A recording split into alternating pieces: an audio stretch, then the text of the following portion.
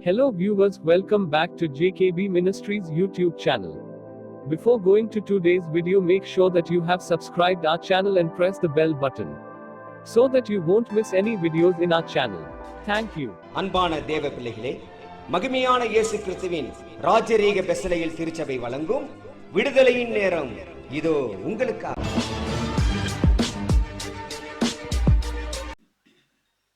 பிரியமான தேவனுடைய பிள்ளைகளே, ஆண்டவராகிய இயேசு கிறிஸ்துவின் ஈடு இணையில்லாத ஒப்பற்ற திருநாமத்திலே உங்களை நான் வாழ்த்துகிறேன். இந்த நாளிலே நாம் இந்த பூமியிலே நாம் இருக்கிறோம். இந்த பூமியில இருக்கும்போது இது தேவனுடைய பாதபீடம் என்கிறதான இந்த பூமி. இந்த பூமியில இருக்கிறதான நாட்களில நாம் நம்மை காத்துக்கொள்ள வேண்டிய முக்கியமான காரியம் என்ன என்பதை பார்க்க போகிறோம். ஆகவேதான் இந்த நாளிலே நல்ல ஒரு தேவ செய்தியை ஆண்டவர் கொடுத்திருக்கிறார். அந்த செய்திக்கு உண்டான தலைப்பை தேவனும் ஆட்டுக்குட்டியானவருமாய் இருக்கிறதான சிங்காசனத்தில் இருந்து நமக்கு கொடுத்திருக்கும் போது தலைப்பின் காரியமாக இதோ ஆச்சரியமான விசுவாசம் என்கிறதான அடிப்படையில நாம் பார்க்க இருக்கிறோம். ஆச்சரியமான விசுவாசம் என்பதாக பார்க்கிறோம். பிரியமானவர்களே, விசுவாசம் என்பது முதலாவது என்ன என்கிறதான ஒரு கேள்வி. விசுவாசம்னா என்ன அப்படின்னு சொல்லி பார்த்தா கொஞ்சம் பேருக்கு தெரியும், கொஞ்சம் பேருக்கு தெரியாது. இந்த நிலைதான் நமக்குள்ளாக இருக்கிறது. இந்த தேவ செய்தியை கேட்கிறதான அருமையான தேவனுடைய பிள்ளைகளே, விசுவாசம் என்பது என்ன என்பதை அழகாக வேதம் வலியுறுத்தி சொல்லுகிறது.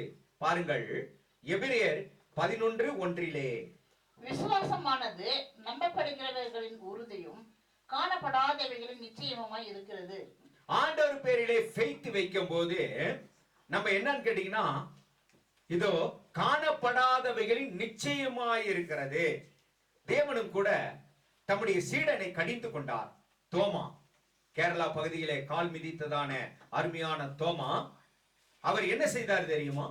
ஆண்டவர் உயிர் தெழுந்த பின்னதாக தேவனை நான் விசுவசிக்க மாட்டேன், அவர் காட்சி அளிக்கிறார். அப்பொழுது அந்த காட்சியை பார்த்து, தரிசனத்தை பார்த்து, இது தேவன் அல்ல, ஆகவே உம்முடைய காயங்களுக்குள் என் விரலை விட்டால் ஒழிய நான் விசுவசிக்க மாட்டேன் என்று சொன்னார். அப்பொழுது ஆண்டவர் என்ன சொன்னார்? இதோ உன் விசுவாசம் குறைவுள்ளது என்று சொல்லி அவனை சாடி இவ்விதமாக என் விழாவுக்குள்ளாக, என் காயங்களுக்குள்ளாக உன் விரலை விடு என்று சொன்னார். அப்பொழுது சொல்லிவிட்டு என்ன சொன்னார் தெரியுமா? கண்டு விசுவசிக்கிறவனை விட காணாமல் விசுவசிக்கிறவன் அவன் பாக்கியவான், அவன் தான் மேலானவன் என்று சொல்லி தேவன் தம்முடைய வார்த்தைகளை விடுத்தார். பாத்தீங்களா எவ்வளவு பெரிய காரியம்? பிரியமானவர்களே, விசுவாசம் எத்தனை வகையான விசுவாசம் உண்டு அப்படின்னு பார்க்கும்போது நாம் கணிக்கலாம். என்னன்னா, ஆச்சரியமான விசுவாசத்திற்குள்ளாக எத்தனை விதமான விசுவாசம் உண்டு என்பதாக பார்க்கும்போது, பரத்துக்குரிய விசுவாசம் அது ஆச்சரியமான விசுவாசம். தேவன் செய்த ஆசீர்வாத கிரியைகளை நம்புகிறது ஆச்சரியமான விசுவாசம். அவர் அற்புதங்களினாலும் அதிசயங்களினாலும் விசுவாசத்தின் பலனை கொடுப்பார் அல்லவா? அப்பொழுது நாமே ஆச்சரியப்படும்படியாய், நாமே வியந்து போகும்படியான ஒரு காரியத்தை, ஒரு மேன்மையை தேவனாய் கர்த்தர் கொடுக்கிறார். ஆகவே பிரியமானவர்களே, ஆதியிலிருந்து வேத புஸ்தகத்துல, பைபிள்ல ஆதியிலிருந்து பார்த்தீங்கன்னாக்கா ஆச்சரியமான விசுவாசம் ஒவ்வொரு மனிதனுடைய இதயத்தில் இருந்தும் அது எழும்பினதாக நாம் பார்க்கிறோம். அதை பார்த்து தேவனே சில சமயங்களிலே அவர் ஆச்சரியப்படுகிறதும் உண்டு. ஆச்சுங்களா? அதே போல பாருங்க, மனிதன் பாவம் செய்த பின்னால தேவன் மனிதனோடு கூட இடைப்படவில்லை.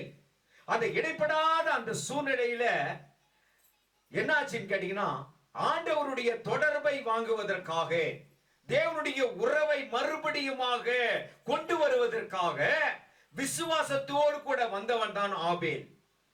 அந்த ஆபேல் அவன் எப்படியாக விசுவாசித்தான் தெரியுமா? வேதம் சொல்கிறது, வாசித்து பாருங்கள். எபிரேயர் 11:4. விசுவாசத்தினாலே ஆபேல் காயினுடைய பலியிலும் மேன்மையான பலியை தேவனுக்கு செலுத்தினான். அதனாலே அவன் நீதிமான் என்று சாட்சி பெற்றான். அவனுடைய காணிக்கைகளை குறித்து தேவனே சாட்சி கொடுத்தார். அவன் மரித்தும் இன்னும் பேசுகிறான். ஆகவே நீங்களும் நானும் விசுவாசிக்கிறோம் சொன்னா ஒரு மேன்மையான ஒரு பலியை ஆண்டவருக்கு கொண்டு வர வேண்டும். அதுதான் விசுவாசத்திற்கு ஏற்ற கிரிகை. இதை பார்த்துதான் தேவன் சொன்னார், இது மேன்மையான பலி. ஏன், என்ன காரணம்? எப்படியாகிலும் உன்னதமானவரை நான் உறவு கொள்ள வேண்டும், அவரோடு கூட உறவு கொண்டிருக்க வேண்டும் என்கிறதான எண்ணத்திலே ஒரு மேன்மையான ஒரு பலியை கொண்டு வந்தானாம். அந்த மேன்மையான பலியின் நிமித்தமாய் அவன் நீதிமான் என்று எண்ணப்பட்டான். பாத்தீங்களா, அவன் நீதிமான் என்று எண்ணப்பட்டானாம். எவ்வளவு பெரிய காரியம்! அதோடு மாத்திரமல்ல, அவன் மரித்தும் பேசக்கூடிய ஆற்றலை உடையவனாய் பலப்படுத்தினதான ஒரு காரியமாய் இருந்தது. பாருங்க, விசுவாசத்தினாலே எவ்வளவு காரியம்! அதோடு மாத்திரமல்ல, இரண்டாவது காரியம் ஏனோக்கை குறித்து சொல்லப்பட்டிருக்கிறது. அந்த ஏனோக்கு எப்படியாக தேவனிடத்திலே சஞ்சரித்தான் என்றும் அவனுடைய கிரிகை என்னவென்றும் அவன் தேவன் பேரிலே கொண்டிருந்ததான விசுவாசம் எப்படிப்பட்டது என்றும் அழகாய் எழுதப்பட்டிருக்கிறது. வாசித்து பாருங்கள். இது எபிரேயர் 11:5. விசுவாசத்தினாலே ஏனோக்கு மரணத்தை காணாதபடிக்கு எடுத்துக் கொள்ளப்பட்டான். தேவன் அவனை எடுத்துக்கொண்டபடினாலே அவன் காணப்படாமல் போனான். பாத்தீங்களா, மரணத்தை காணப்படாதபடிக்கு எடுத்துக் கொள்ளப்பட்டான். ஆகவே ஒரு மனிதனிடத்திலே விசுவாசம் இருந்தால் தேவன் அவனை எடுத்துக் கொள்வார். தேவனை அவனை பிரித்து எடுப்பார். தேவனை அவனை தெரிந்து கொள்வார் என்று சொல்லப்படுகிறது. ஆகவே நீங்களும் நானும் ஆண்டவருக்கு தெரிந்து கொள்ளப்பட்ட பாத்திரங்களாய் இருக்க வேண்டுமா? விசுவாசிக்க வேண்டும். யாரை போல? ஏனோக்கை போல. எவ்வளவு பெரிய காரியம் பாத்தீங்களா? மூன்றாவதாக சொல்லப்படுகிறது, விசுவாசம் இல்லாமல் தேவனுக்கு பிரியமாய் இருக்கிறது கூடாத காரியம். பாத்தீங்களா, எதுக்கு எடுத்தாலும் ஃபெய்த் தான் வேணும். அப்படி அந்த விசுவாசம் இல்லாமல் போனால் ஆண்டவருக்கு பிரியமாக இருக்க முடியாது என்று அழகாய் சொல்லப்பட்டிருக்கிறது 6வது வசனத்திலே. அதோடு மாத்திரமல்ல, நோவாவை பார்க்கிறோம். அந்த நோவாவை பார்க்கும்போது அவனிடத்துல விசுவாசம் இருந்தது. எப்படி விசுவாசம் இருந்தது தெரியுமா? நோவா, பூமியிலே பாவங்கள் பெருகிவிட்டது, அநியாயங்கள் பெருகிவிட்டது. ஆகவே வரக்கூடிய காலம் பயங்கரமான அழிவின் காலமாக இருக்க போகிறது.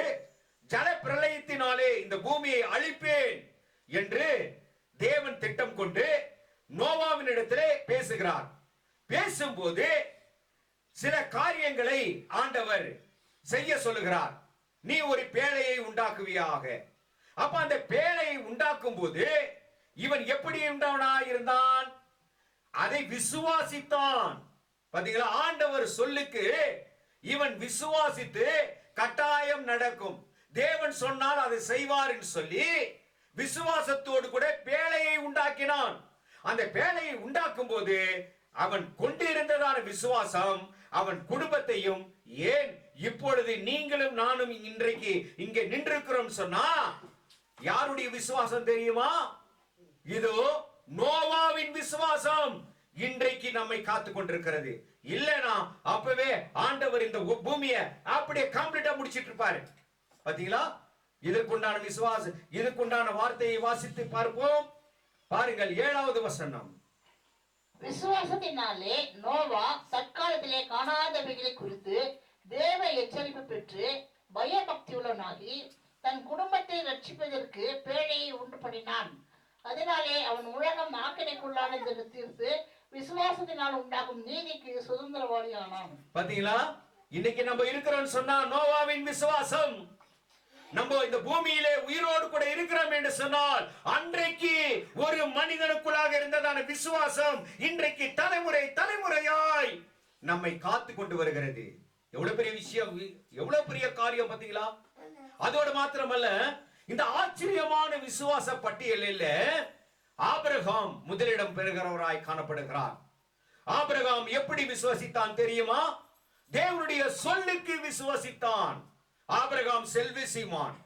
அவனிடத்திலே ஆடுகள், மாடுகள், ஒட்டகங்கள், வீடுகள் எல்லாம் இருந்தது. ஆனால் தேவன் சொன்னார், நான் காண்பிக்கிற தேசத்துக்கு நீ போ என்று சொன்ன உடனே அவன் வனாந்தர வெளியிலே பரதேசியாய் சஞ்சரித்தானாம். யாருனாச்சும் இருக்க முடியுமா? அப்படி பரதேசியாய் சஞ்சரிக்க போகிறதான சமயத்துல ஆபிரகாமுக்கு அவனுடைய வாழ்க்கையில பயங்கரமான குறைகள் நிறைந்தது. ஏன்னா குழந்தையே இல்லை, அவனுடைய வாழ்க்கையில குழந்தையே இல்லை, கர்ப்பம் அடைப்பட்டிருந்தது சாராளுக்கும் ஆபிரகாமுக்கும். அப்படியாக இருக்கிற சமயத்துல அவன் விசுவாசம் கொண்டவனாய் இருந்தபடியினாலே தான் வயோதிப காலத்திலே, வயதான காலத்திலே, சத்துவம் இழந்த காலத்திலே, இளமையெல்லாம் முடிந்த காலத்திலே ஒரு அற்புதம் நடக்கிறது. அந்த அற்புதம் எப்படிப்பட்டதான காரியமாய் இருந்தது? ஆபிரகாமின் சந்ததியாய் கடந்து வந்தது. அந்த ஆபிரகாமின் சந்ததி வானத்தின் நட்சத்திரத்துக்கு ஒப்பான சந்ததியாகவும் மாறினதாம். ஆஹா, எத்தனை ஆச்சரியமான ஒரு விசுவாசம்! ஆகவே ஆபிரகாமின் விசுவாசம் இன்றைக்கு நம்முடைய சந்ததியை பெருக்கும்படியான சத்துவத்தை நம்முடைய சரீரத்துக்குள்ளாரையே கொண்டு வந்ததாம். எவ்வளவு பெரிய காரியம் பார்த்தீங்களா?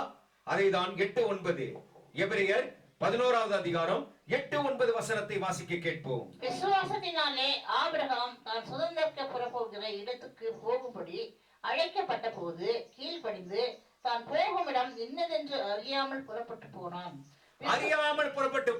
அப்புறம் விசுவாசத்தினாலே அவன் வாக்குத்தத்தம் பண்ணப்பட்ட தேசத்திலே பரதேசியை போல சஞ்சரித்து அந்த வாக்குத்தத்தத்துக்கு உடன் சொந்தராகிய ஈசாக்கோடும் யாக்கோபோடும் கூடாரங்களிலே குடியிருந்தான்.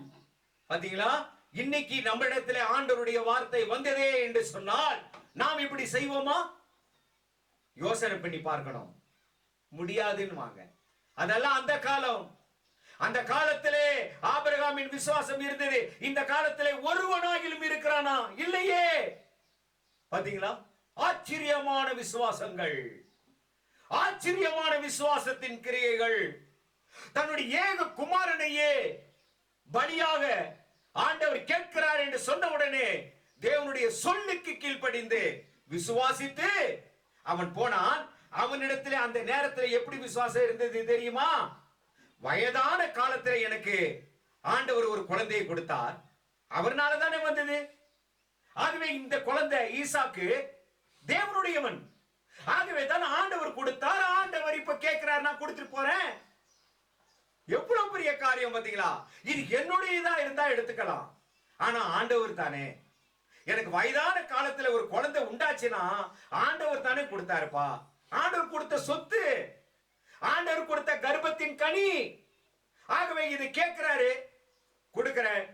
நாளைக்கு இந்த ஈசாக்கை போல எனக்கும் இன்னொரு வம்சாவளியும் இன்னொரு சந்ததியும் எனக்கு கட்டாயம் கிடைக்கும் சொல்லி அந்த இடத்துல, அந்த நேரத்துல, அந்த நிமிஷத்துல நின்று இதை நினைச்சு அவன் மோரியா மலைக்கு போகிறான். ஆஹா, எவ்வளவு அருமையான ஆச்சரியமான விசுவாசங்கள், ஆச்சரியமான விசுவாசங்கள். அவனுடைய மனைவி பாருங்கள், சாராள்.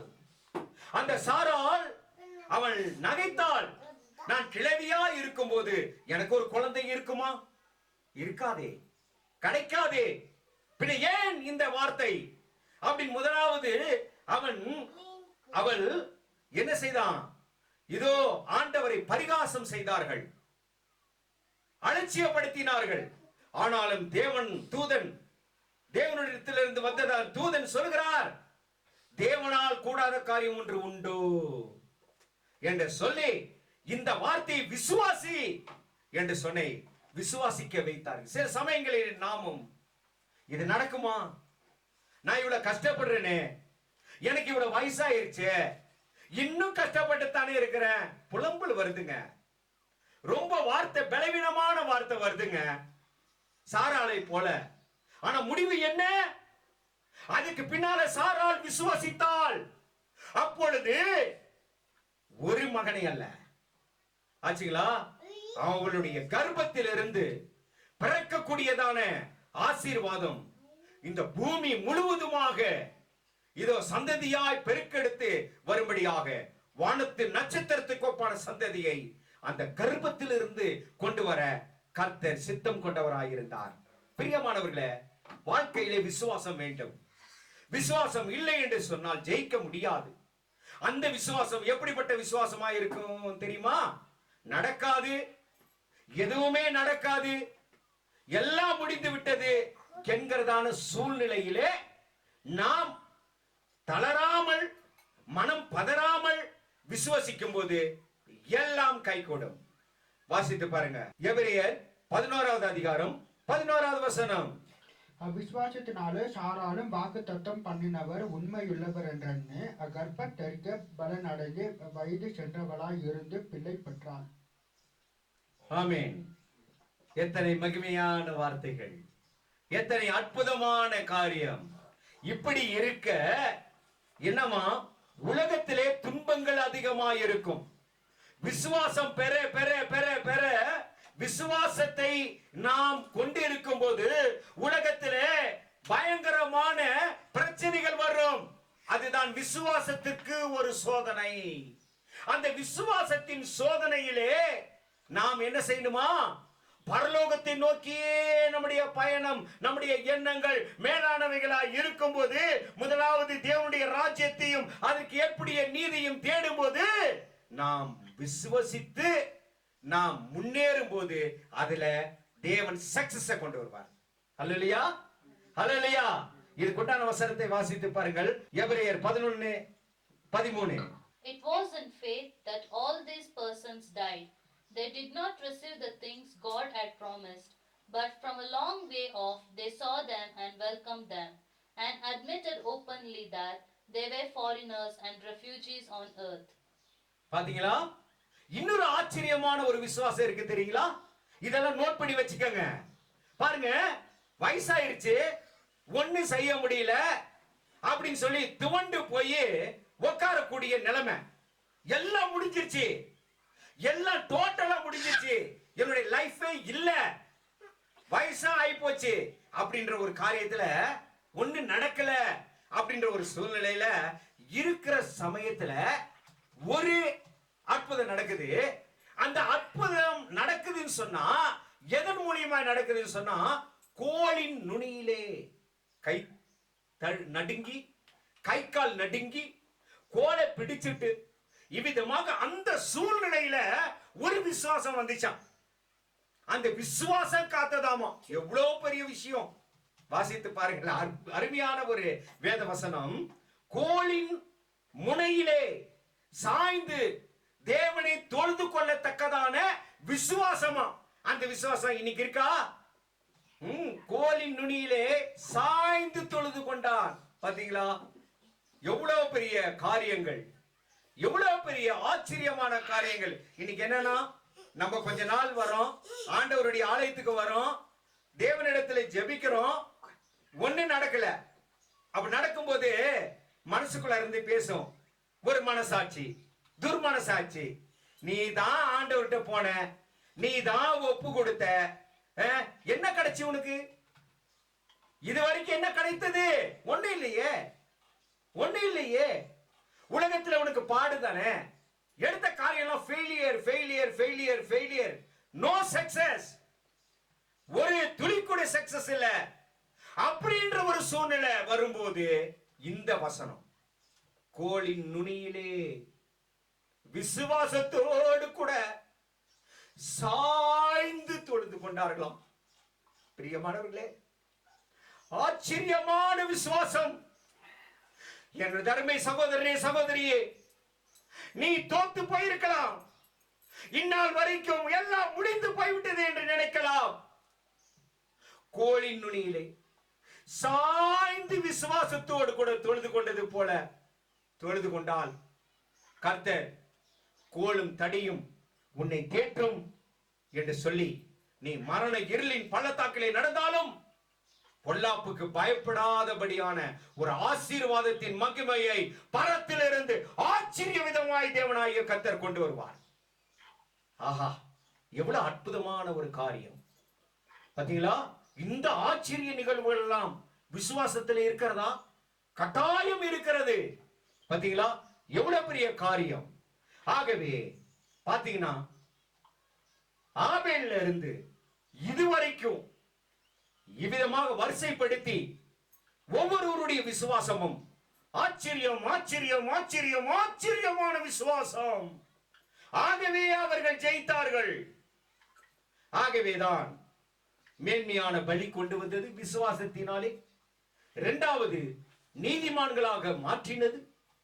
இதோ மரித்தாலும் பேசக்கூடிய சத்துவம் விசுவாசத்தினாலே வந்தது. அதோடு மாத்திரமல்ல, தேவனிடத்திலே சேர்க்கிறதான ஒரு விசுவாசமாய் இருந்தது. ஆச்சரியமான விசுவாசம் ஆபத்து காலத்திலே காத்தது. ஆச்சரியமான விசுவாசம் கீழ்ப்படிதலினாலே பெரியவனாக்கினது. ஆச்சரியமான விசுவாசம் எல்லாம் முடிந்தது, டோட்டலா முடிஞ்சிச்சு சொல்லி உட்காரும் போது நிமிர வைத்தது. ஹல்லேலூயா. பாத்தீங்களா? ஆகவே விசுவாசிக்கிறவன் ஜீவனை பெறுவான், விசுவாசனோ அவன் கெட்டு போவான். விசுவாசிக்கிறவன் ஜீவனை பெறுவானா, அற்புதத்தை கண்டடைவானா, அதிசயத்தை பார்ப்பானா. ஆனா விசுவாசாதவன் தேவனுக்கு பிரியமாய் இருக்க கூடாத காரியம். பாத்தீங்களா எவ்வளவு பெரிய காரியம். ஆகவேதான் சங்கீதத்திலே சொல்லப்படுகிறது, அவன் கெட்டு போகிறதில்லை. ஒவ்வொரு மனிதனும் விசுவாசிக்கும் போது அவன் கெட்டு போகிறதில்லை என்று எழுதப்பட்டிருக்கிறது. சங்கீதம் 27:13. நானும் ஜீவனுள்ள தேசத்திலே கர்த்தருடைய நன்மையை காண்பேன் என்று விசுவாசியாதிருந்தால் கெட்டு போயிருப்பேன். பாத்தீங்களா, நானே கெட்டு போயிருப்பேன். பாத்தீங்களா, ஆகவே கெட்டு போக கூடாதபடிக்கு விசுவாசம் மேலானது. பிரியமானவர்களே, நினிவே பட்டணத்துக்கு ஒரு ஆபத்து. கடைசியா சொல்கிறேன், நினிவே பட்டணத்துக்கு ஒரு ஆபத்து. ஆண்டவருடைய கடும் கோபம் நினிவே பட்டணத்தின் மேலே இறங்கினது. அப்பொழுது தேவ ஜனங்கள் ஆபத்திலிருந்து தங்களை காத்துக்கொள்ள எதை கையாடினார்கள் தெரியுமா? விசுவாசத்தை தான் கையாடினார்கள். அப்பொழுது கோபாக்கினை நீங்கி அவர்களுக்கு சேமம் கிடைத்தது, ஆசீர்வாதம் கிடைத்தது என்று சொல்லப்பட்டிருக்கிறது. முழுமையான ஒரு நினிவே பட்டணம், அது தேவனுக்கு உண்டான பட்டணமாய், தேவ பக்தி நிறைந்த பட்டணமாய் மாறினது. எதினாலே? விசுவாசத்தினாலே. வாசித்து பாருங்கள். பெரியோர் முதல் சிறியோர் மாட்டாக ரெட்டு உடுத்தி எங்கள் தேவன் காப்பார், ஆண்டவருடைய இரக்கங்கள் எங்கள் மேலே கடந்து வரும் சொல்லி சாம்பலிலே உட்கார்ந்தான். வாசிங்கள் 6வது வசனத்தை. பாத்தீங்களா? சாம்பலிலே உட்கார்ந்தான். எதினாலே காப்பாற்றப்பட்டார்கள்? விசுவாசத்தினாலே காப்பாற்றப்பட்டார்கள். இன்றைக்கு சோகம் வாழ்க்கையில இன்னைக்கு பிரச்சனைன்னு சொன்னா இப்படியாக தாழ்மைப்படுவோமா? ஒண்ணு நடக்கல சரி ஆண்டவரை தூசிட்டு போயிட்டே இருப்போம். இது நம்ப குணம். பாத்தீங்களா? பிரியமான தேவனுடைய ஜனமே, இன்னைக்கு ஜெயிக்க வேண்டும், இன்னைக்கு நாங்கள் வெற்றி அடைய வேண்டும். இன்றைக்கு ஒரு நிலையில இருந்து நாங்க மேலே போய் ஆண்டவருடைய சமூகத்தில் நிக்கணும் சொன்னா ஆச்சரியமான விசுவாசம் நமக்குள்ளாக இருந்தால் ஒழிய நம்ம கட்டாயம் ஜெயிக்க முடியாது. ஆகவே விசுவாசத்தினாலே நீதிமான் பிழைப்பான். நீ விசுவாசித்தால் தேவனுடைய மகிமையை காண்பாய். விசுவாசத்தினாலே நீதிமான் பிழைப்பான் என்று அங்கே எழுதப்பட்டிருக்கிறது. எவ்வளவு பெரிய காரியம் பாத்தீங்களா? ஆகவேதான் காணப்படாத விசுவாசம் நமக்கு ரொம்ப ரொம்ப முக்கியமானதா இருக்கிறது. இவ்வளவு தூரம் நான் ஏன் சொல்லுகிறேன்? நம்மிடத்தில் இந்த சத்துவம் இல்ல, அதனாலதான் கதறி பேசிக் கொண்டிருக்கிறேன். பிரியமானவர்களே, வாக்கு கடங்கா பெருமூச்சின் சத்தத்தோடு கூட உங்கள் மத்தியிலே உருவம் என்னுடையது, ஆனால் எனக்குள்ளாக இருக்கிறதான வார்த்தை ஆவியானவர் துக்கத்தோடு கூட உங்களிடத்திலே பேசிக் கொண்டிருக்கிறார். இது ஒரு மனிதனிடத்திலே வருகிறதான வார்த்தை அல்ல. வானத்தையும் பூமியும் சமுத்திரங்களையும் நிறுவற்றிகளும் படைத்த தேவனுடைய பரிசுத்த வார்த்தையிலிருந்து, பரிசுத்த பலிபீடத்திலிருந்து உங்கள் மத்தியிலே சொல்லுகிறதான ஒவ்வொரு வார்த்தையும் நீ விசுவாசம் கொள். ஆச்சரியமான விசுவாசம் உன்னிடத்திலிருந்து வரும். ஆகவே இப்படியாய் நீ கடந்து வா என்று சொல்லி துக்கத்தோடு கூட ஆவியானவர் பேசிக் கொண்டிருக்கிறார். துக்கத்தோடு கூட ஆவியானவர் பேசிக் கொண்டிருக்கிறார். மனுஷகுமாரன் இந்த பூமிக்கு வரும்பொழுது விசுவாசத்தை காண்பாரோ? ஆகவே விசுவாசம் கொண்டால் ஒவ்வொருவரும் ஜெயிக்கலாம். ஜெயிக்கிறதுனாலே தேவனும் ஜெயிக்கிற மாதிரி ஆசீர்வாதமாகும். பாத்தீங்களா, இப்படியான ஒரு காரியம். ஆகவேதான் வானத்து பறவைகளை நோக்கி பாருங்கள், வயல்வெளி மலர்களை நோக்கி பாருங்கள். அற்ப விசுவாசிகளே, நீங்கள் ஏன் கவலைப்படுகிறீர்கள்? பாருங்க, அற்ப விசுவாசம் நமக்குள்ளாக இருக்கக்கூடாது. அந்த அற்ப விசுவாசம் தேவனுக்கு பிரியமில்லாததாய் மாற்றி விடுவாம். அற்ப விசுவாசிகளே என்கிறதான பெயர் வாங்கக்கூடாது. ஆகவே தான் புயல் வந்தது. வாழ்க்கையிலே புயல் வரும். வாழ்க்கையிலே நம்முடைய விசுவாச கப்பல் சேதமுறாக அது மாறத்தக்கதான சூழ்நிலை வரும். அப்பொழுது ஆண்டவரும் உள்ளுக்கு இருக்கிறாரு. ஐயரே என்று எழுப்பினார்கள், தேவனை எழுப்பினார்கள். ஏன் அவர்கள் இப்படி இருந்திருக்கலாம்? ஆண்டவர் எங்களோடு கூட இருக்கும்போது இந்த காற்றும் கடலும் ஒன்றும் செய்யாது அப்படின்னு சொல்லி அமர்ந்துட்டு, அப்படியே காற்று வந்து அடிக்கட்டும், படகுல தண்ணி நிரம்புதா, நிரம்பிக்கிட்டோம், டோன்ட் கேர். பக்கத்துல ஆண்டவர் இருக்காரு, ஜீசஸ் இருக்காரு, பக்கத்துல ஜீசஸ் இருக்காரு. இந்த காற்றும் கடலும் புயலும் புயல் காற்றும் நம்மை ஒன்றும் செய்ய முடியாதுன்னு சொல்லி அந்த தைரியத்தோடு கூட இருந்திருந்தால் இந்த அற்ப விசுவாசிகளே என்கிறதான வார்த்தை வாங்கி இருக்க மாட்டாங்க. இன்னைக்கு ஆண்டவர் இருக்காருங்க. நம்ம வந்து பிரேயருக்கு போறோம், நம்ம குடும்பத்துல இருக்காரு, நம்முடைய உள்ளத்துல இருக்காரு அப்படின்ற ஒரு காரியம் இருக்கு. ஆனா சில பிரச்சனை வரும்போது பயந்துடுறோம், முறுமுறுத்துறோம். ஐயோ ஐயோ ஐயோ. ஏன் பயப்படணும்? எதுக்கும் பயப்பட வேண்டிய அவசியம் இல்ல. கர்த்தர் என்னோடு கூட இருக்கிறார், என்னை அசைப்பவன் யாரும் இல்லை என்று சொல்லி பாருங்க. எனக்கு முன்பாக கர்த்தர் நடந்து போகிறார். தடைகளை நீக்குகிறவர் கர்த்தர் எனக்கு முன்பாக நடந்து போகிறார். கர்த்தர் என் வலது பரியஸ்திலே இருக்கிறபடியினாலே நான் அசைக்கப்படுவதில்லை. இந்த வீர வசனங்கள் எல்லாம் சொல்லிக்கிட்டே இருங்க, சக்சஸ் தானா வந்துகிட்டே இருக்கும். நமக்குள்ள இருக்கிறதான ஆச்சரியமான விசுவாசம் அது வெளியே புறப்பட்டிருக்கும். பாருங்க, ஆண்டவருக்கு பிடிக்காத விசுவாசங்களும் உண்டு.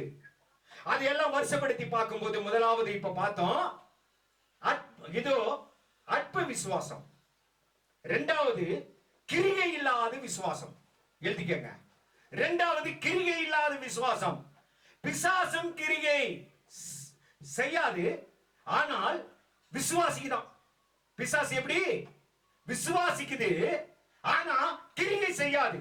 பிசாசும் விசுவாசித்து நடுங்குகின்றன, ஆனால் அதனிடத்துல கிரியை இல்லையே.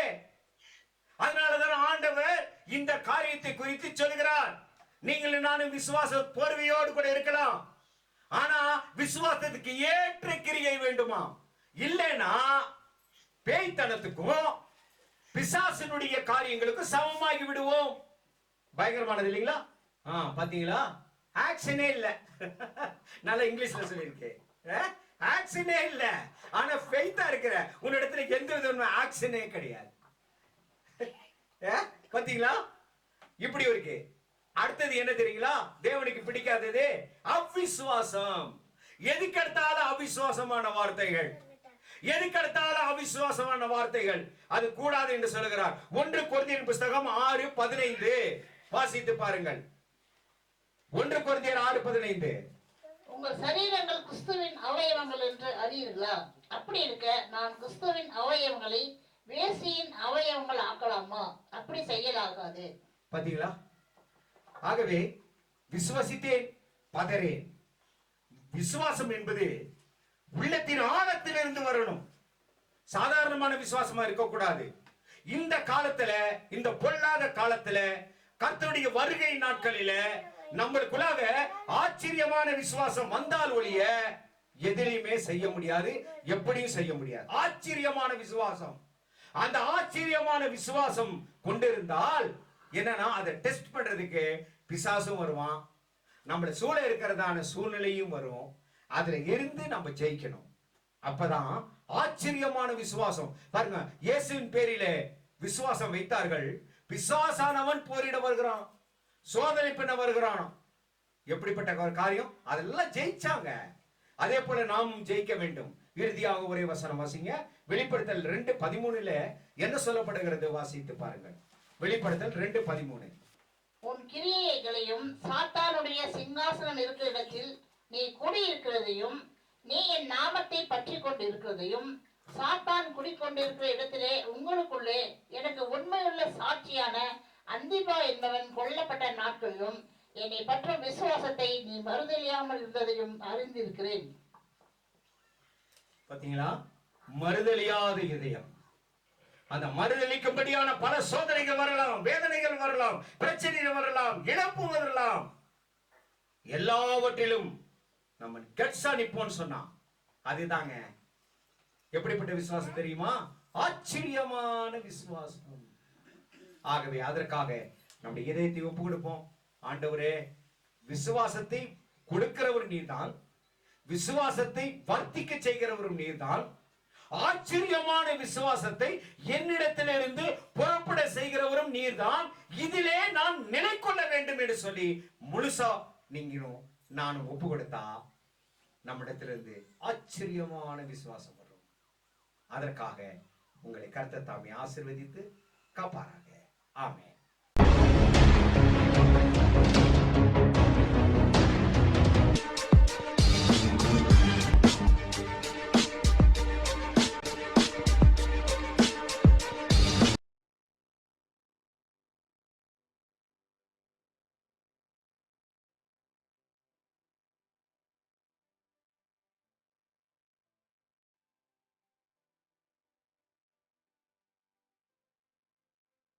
பிரியமான தேவ பிள்ளைகளே, இப்பொழுது கேட்டதான விடுதலையின் நற்செய்தி உங்களுக்கு அதிக பிரயோஜனமாக இருந்தது என விசுவாசிக்கிறோம். இந்த தேவ ஊழியம் அநேக நெருக்கங்களின் மத்தியில் நடந்து கொண்டிருப்பதால் இந்த டிவி ஊழியத்தை ஜெபத்தாலும் உங்கள் கையின் பிரயாசத்தாலும் தாங்கி தேவ ஆசீர்வாதம் பெறுங்கள். உங்கள் ஜெப தேவைக்கு தொடர்பு கொள்ள வேண்டிய முகவரி: மகிமையான இயேசு கிறிஸ்துவின் ராஜரீக ஊழியம், ரெவரண்ட் கேபா ராஜ், எல்என் காட்டேஜ், ஆஸ்பத்திரி ரோட், உதகை. கைபேசி எண் 9435234477 மற்றும் 78717177